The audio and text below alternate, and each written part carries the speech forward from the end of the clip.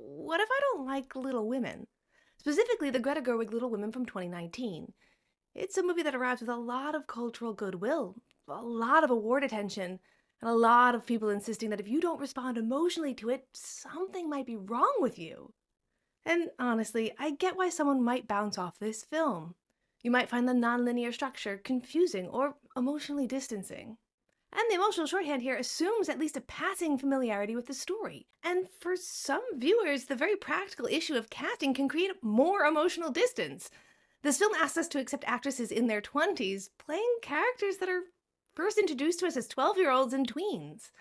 For some, that gap can be distracting, and the March sisters are meant to feel unfinished, impulsive, and still forming, so the maturity of these performances can occasionally work against that illusion. And if you're coming in cold, without nostalgia for the book or previous adaptations, you might wonder why this particular version has become the version people rally around. And those are all fair reactions.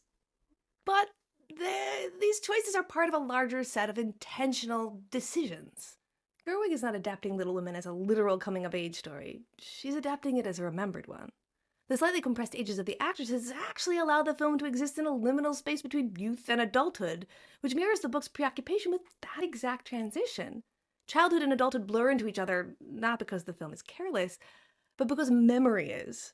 The structure mirrors the way we actually remember our lives. And in terms of fidelity, this is one of the most textually attentive adaptations of Little Women ever made, even as it reshapes the material. Entire lines of dialogue are lifted directly from Alcott. Character dynamics, moral arguments, emotional beats remain remarkably intact. What changes is the framing. Gerwig reorganizes the narrative to foreground themes that were always present in the book, but often softened in adaptations. And the performances reflect that balance. Saoirse Ronan plays Jo as someone perpetually negotiating between who she is and who she needs to be to survive, and Florence Pugh's Amy, played by an actress who convincingly bridges adolescence and adulthood, benefits most from that age compression. It allows the character to have continuity rather than a huge reset. And Emma Watson brings a grounded warmth to Meg, while Eliza Scanlon makes Beth feel fragile, important, but not just reduced to a symbol of this is what the character that has to die. And then there's the film's quiet insistence on letting women want things. Money, art, independence, love, recognition, safety, all at once and sometimes in conflict with each other. This movie doesn't ask you to agree with every choice that the characters make. It simply asks you to understand how they made them.